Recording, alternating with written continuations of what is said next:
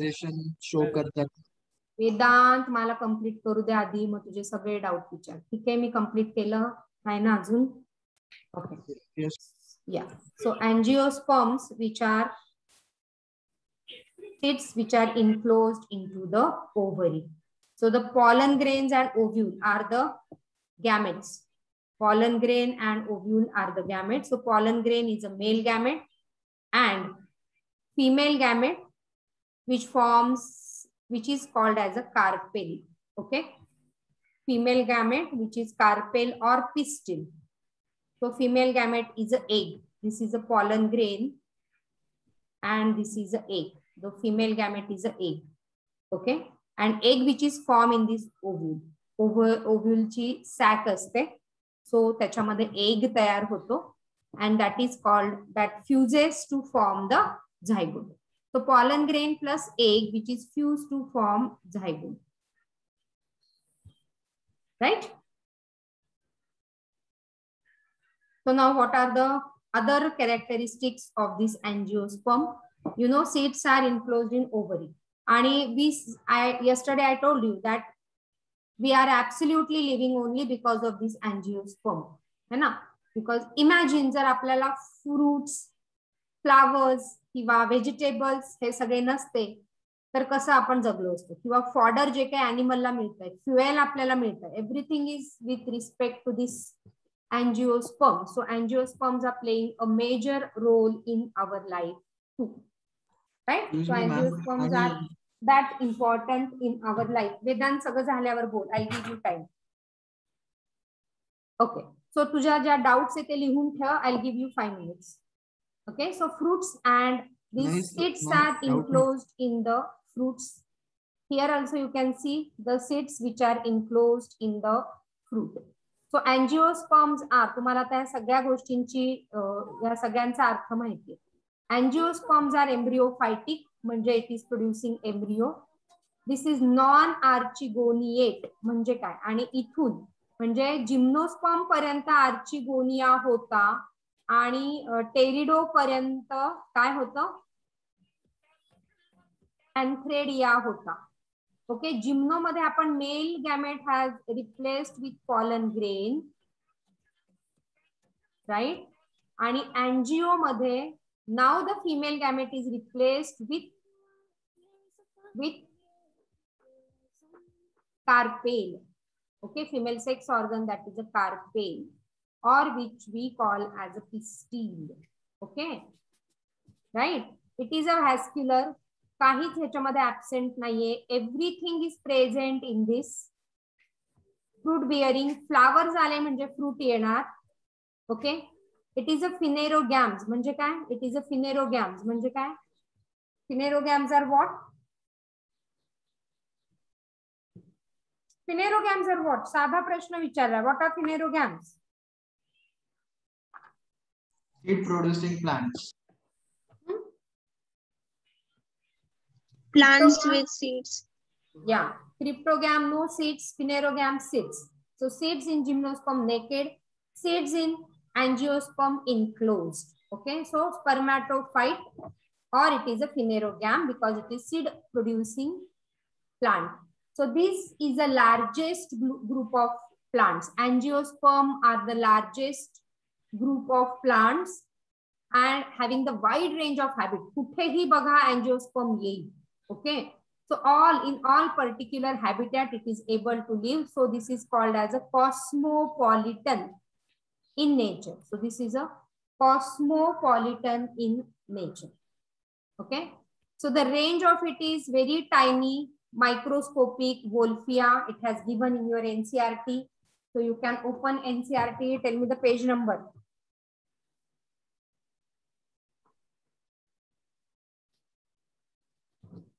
Yes, page number 40. Wolffia angiosperm मध्ये 4-5व्या लाईनीत दिलंय बघा. Wolffia is microscopic. So example च्या पेज मध्ये जाऊ द्या. Wolffia which is microscopic and eucalyptus which is a tallest tree. Eucalyptus ला आपण मराठीत काय म्हणतो? Does anyone know? Nilgiri.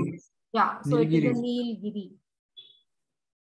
Okay. आणि हे जे पिक्चर आहे स्लाइड वरती ते वोल्फियाच आहे.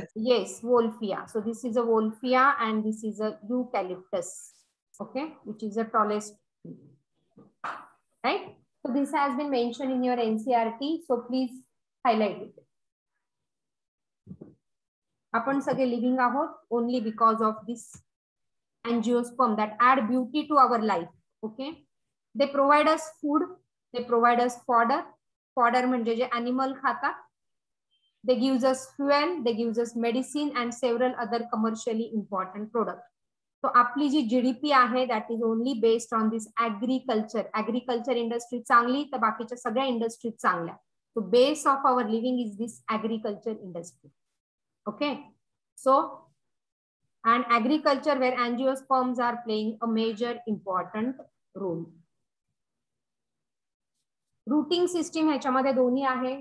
Might have given in your NCERT too. They have the taproot and they are the adventitious root. याचे डिटेल आपण पुढच्या टॉपिक मध्ये बघणार आहे. Next topic is anatomy and morphology of a flowering plant. So they have this both type of root. Taproot is developed from radicle. Radicle काय एम्ब्रियोचा part असतो जी seed germinate होते. घरी पण तुम्ही उसळी वगैरे जर भिजवल्या त्या जर्मिनेट व्हायला लागतात तर त्या एम्ब्रियो मध्ये दोन पार्ट असतात, एक प्लिम्यूल आणि एक radicle. Okay, so plumule and radicle are the two parts in this embryo. So this is a plumule and this is a radicle. Radicle gives root and plumule gives shoot. So R for radical, R for root. आणि ह्याच्यावर प्रश्न येतात टॅपरूट. And basically जो radical पासून develop होतो तो टॅपरूट आणि स्टेमच्या कुठल्याही पार्ट पासून डेव्हलप होणारा is a adventitious root. Okay, even आपण जिम्नोस्पर्म मध्ये बघितलं ऍडव्हेंटिशियस रूट. अँजिओस्पर्म मध्ये या दोघांपैकी कुठलेही रूटिंग सिस्टीम असू शकतात. The main conducting element is xylem, vessel.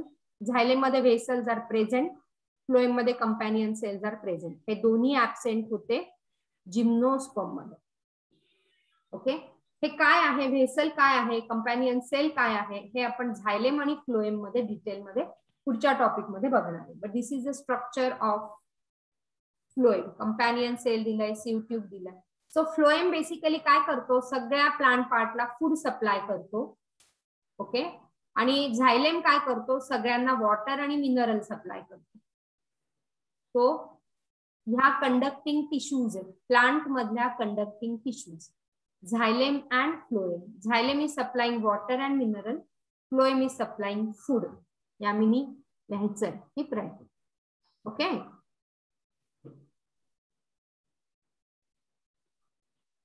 So हा जो खालचा पार्ट आहे त्याचा, so this is the this particular is a perianth of that flower. ठीक आहे, मी नंतर व्हिडिओ ऑन करून दाखवते. The male sex organ of the flower are stamen. Main आहे त्याच्यामध्ये, so you should be able to remember. Stamen is a male reproductive or male sex organ in case of flower. So या so हे जे आहे हे काल पण दाखवले होते. ओके, दिसतंय का सगळ्यांना हे छोटे छोटे ऑरेंज कलर. ओके, तो मी हा जर एक काढला इथला, so this is a basically हा जो आहे, so this is androecium or it is a छोटासा माझ्या फिंगर वर आहे androecium or it is a stamen. Okay, so this stamen is having basically two parts. Stamen is having basically two parts. A slender filament with the anther at the tip. So हा yellow कलरचा structure दिसतोय सगळ्यांना वरती, किंवा तुमच्याकडे hibiscus flower असेल तर घेऊन बसा जवळ.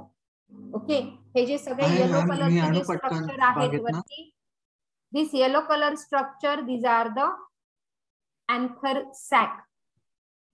हा, हे जे वरचे सगळे येलो कलरचे स्ट्रक्चर आहेत, these are the anther sac, आणि खाली त्याची जी छोटीशी फिलामेंट आहे.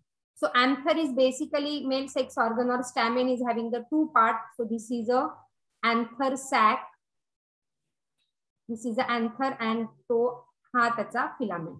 So if I draw the male reproductive structure, this is a bilobe. So these are the two lobes. मी परत व्यवस्थित काढते.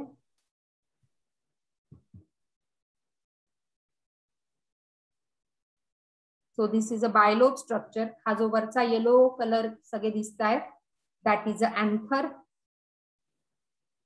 Okay, and this is a filament. These are the two parts in the stamen. Stamen is a male sex organ, right? आणि anther basically बऱ्याच अँजिओस्पर्मची anther ही bilobed असते, 2 lobe असतात. त्याच्यामध्ये variation पण आहेत, ते आपण पुढच्या टॉपिक मध्ये बघू. पण आता लक्षात ठेवा, it is a bilobe, right? नाव द अँथर्स. काल हा डायग्राम तुम्हाला पाठवला होता मोबाईल मध्ये. जर तुम्ही बघितले चित्र तर आपण ते बघितलं होतं. अँथर मध्ये मायक्रोस्पोर मदर सेल्स, या येलो कलरच्या स्ट्रक्चर मध्ये there are the microspore mother cells, and this microspore mother cell MMC, जसं तुम्हाला माहिती, that undergo meiosis to produce this pollen grain. Okay, so MMC is diploid, and when it is producing pollen grain, these pollen grains are haploid. Okay, म्हणजे ही फक्त anther sack आहे, याच्यामध्ये खूप साऱ्या microspore mother cells आहेत, त्या microscopic, आणि त्यांचं मेयोसिस होऊन मग रिलीज होणारे, याच्यातनं जो रिलीज होणारे तो आहे pollen grain. Now you know pollen grain मध्ये बाहेरची जी कोटिंग आहे, तर तुम्ही मोबाईलच्या ह्याच्यामध्ये जर बघितल्या कालच्या डायग्राम मध्ये, पुन्हा एकदा तुम्हाला चित्र ते मिळालं तर दाखवतो. येस, हे जर तुम्ही चित्र सगळ्यांनी बघितलं तर ह्याला वरती जे काटे दिसतायत ना, दिसतायत का त्या डायग्राम मध्ये काटे सगळ्यांना? बघा, हा, त्या डायग्राम मध्ये जे काटे आहेत दॅट इज एक्झाइन, आणि हे इम्पॉर्टंट आहे, हे लक्षात ठेवा. ते पॉलन ग्रेनला ते पकडून ठेवतो ना, याला स्टिग्माला, म्हणजे स्टिग्माला. येस, कोण आहे? बोले ना, सांग त्यांना आपल्याला. Okay, so these are the exine, जे काटेरी स्ट्रक्चर तुम्ही आता बघितलं ह्याच्यामध्ये, हे जे काटेरी स्ट्रक्चर या डायग्राम मध्ये दिसतं इथे, that is a exine. Okay, and exine वर तुम्हाला बऱ्याचदा क्वेश्चन येतात. This exine is the most resistant structure known in biology. Most resistant structure known in biology, that is made up of a substance which is called as a sporopollenin. Sporopollenin खूप tough structure आहे आणि म्हणून तो सहजासहजी किल होत नाही. Okay, that is the most resistant structure known in biology. Okay, so that is a sporopollenin आणि pollen grains. Pollen grains are always haploid, right? Okay, now the female sex organ is a pistil or it is a carpel. Female sex organ, आता हे जे काल जसं मी सांगितलं की flower आहे, फ्लावरचं structure आपण इथे काढूया. So this is the, draw a small structure of this flower, right? So हे मी एक छोटस स्ट्रक्चर इथे फ्लावरचं काढतीये. तुम्ही पण जर अशा कलरच्या पेन्सिल यूज करून स्ट्रक्चर काढलं तर बरं होईल, म्हणजे तुम्हाला कळेल proper.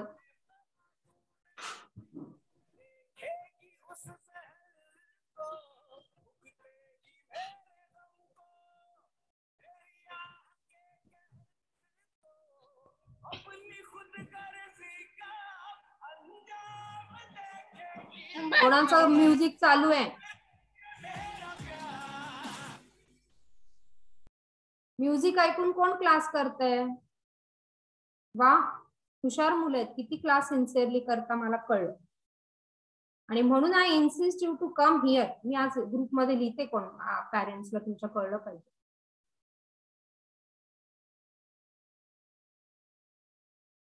Okay, so that is a simple biological structure of flower. आपण ड्रॉइंगचं स्ट्रक्चर नाही काढत आहे, आपण बायोलॉजीचं स्ट्रक्चर काढतोय फ्लावरचं. ओके, ड्रॉइंग मध्ये नाही काढत आहे. So this is what, say this is, काय आहे? This red colour, petals. So these are petals. Okay, these are petals. Right. त्याच्यानंतर हे काय आता आपण लिहिलं होतं ह्याला, हे काय? Anther sac. Anther sac. Prathamesh तुझं म्युझिक ऑन होतं का? नाही. फिलामेंट. मी अभ्यास करताना म्युझिक लावून अभ्यास करता असे बरेच मुलं मला माहिती आहे, पण क्लास करताना म्युझिक लावून क्लास करता हे मला पहिल्यांदा कळलं. Okay. So anther and filament is a male reproductive part, sex organ that is a stamen, आणि this is a stigma. This particular is a style, and this is a ovary. हे सगळं मिळून आहे carpel, or it is a pistil. Carpel or pistil, which is a female reproductive part, right? हा जो आहे green कलरचा हा काय आहे? दिस is a sepal. Okay.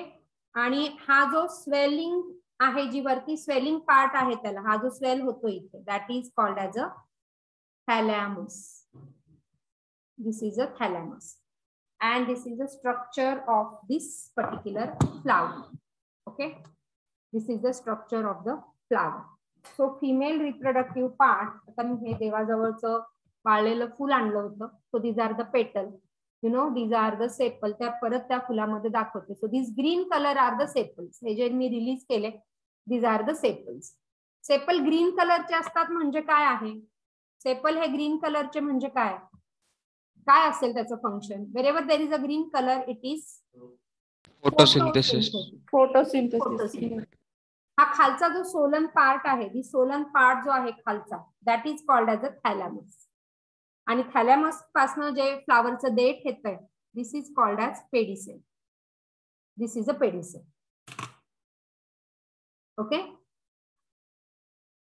Petals are very attractive colour in angiosperm, आणि म्हणून आपल्याला बुके द्यायला कोणालाही आवडतं, हे की नाही? That is showing our emotions, positive negative जे काही इमोशन्स असेल. So petals are very attractive and that attracts insect. This petal attract insects for pollination. Okay, petal which attracts insects for pollination. आणि म्हणून petals are beautifully colored, right? Ma'am विचारू? हा विचार ना. जे इन्सेक्ट्स म्हणजे सपोज बटरफ्लाय वगैरे, त्यांना पेटलचा कलर अट्रॅक्ट करतं का स्मेल अट्रॅक्ट करतं? आधी कलर कसं कळणार त्यांना? आधी कलर त्यांना अट्रॅक्ट करतं, आणि मग ते जवळ गेले की मग त्यांना ते स्मेल कळतं, आणि म्हणून ते तिथे जातात. ह्या जगातनं सगळे ह्युमनच्या स्पीसीज जर निघून गेल्या ना, so the nature will be more beautiful. पण ह्याच्यातनं जर सगळ्या इन्सेक्टच्या स्पीसीज गेल्या तर आपण एकदम म्हणजे आपल्याला जगणं मुश्किल होईल. So insects are playing that important role in the pollination. So that is one of the pollinating agency. Okay. बाकी इन्सेक्ट नसेल तर फ्लावरचं फर्टिलायझेशन म्हणजे प्लांटमध्ये फर्टिलायझेशन होणारच नाही, because that is the major agency to bring the pollination along with wind. Wind pollinated is gymnosperm मध्ये बघितलं, there is a pollination only because of wind. आणि विंड पॉलिनेटेड फ्लावर्स और wind pollination is called as ॲनिमोफिली.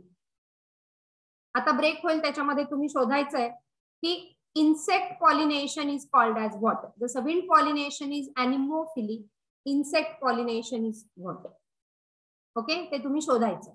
Now there is a group, or you can say 4 important whorls in flower. त्याच्यामध्ये 2 are essential whorls and 2 are non-essential whorls.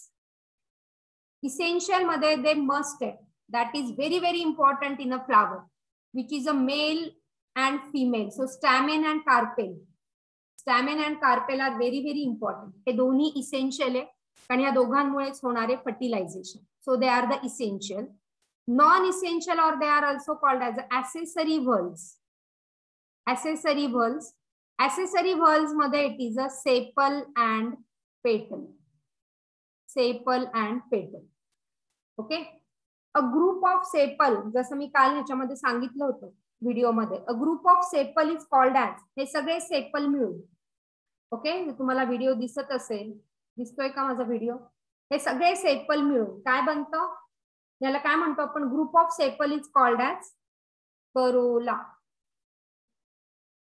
Group of sepal is called as corolla and which is denoted as C. And group of petal, नाही, group of petal is corolla. I'm sorry, मला वाटलं मी इथे petal लिहिलं. So group of petal is a corolla. Calyx. And group of sepal is called as calyx. Calyx, CALYX. And calyx initial is K for calyx. Group of sepal. हे सगळे sepal मिळून ह्याला म्हणायचंय calyx. This two are non essential. हे असले किंवा नसले काही फरक पडत नाही फ्लावरला, त्याचं रिप्रोडक्शन होणार. पण this is important for the attraction of insect. समजा हे ब्राईट कलर नसेल तर त्याच्या पॉलिनेटिंग एजन्सीज काहीतरी दुसऱ्या असेल, जसं विंड असेल किंवा बाकीचे इव्हन बॅट्सने पॉलिनेशन होतं, किंवा चंदनाचं झाड जे आपण म्हणतो ते स्नेकमुळे पॉलिनेशन होतं. सो अशा वेगळ्या वेगळ्या पॉलिनेटिंग एजन्सीज आहेत, राईट. तो त्याच्यात सगळ्यात कॉमन जे आहे wind pollination and insect pollination. Okay, so non-essential ones, they are not very essential for the flower. And the flower which is having all these non-essential and essential part, that flower is called as a complete flower. So how will you define a complete flower? Flower which contain stamen, carpel, sepal and petal. हे सगळं ज्या एकाच flower मध्ये हे सगळं असेल, so this flower is a complete flower. Okay, this flower is a complete flower because it is having all these different parts. And the flower which is missing any one of the part is called as an incomplete flower. Okay, if supposing only stamen is present in the flower, that flower is called as a monoecious or dioecious.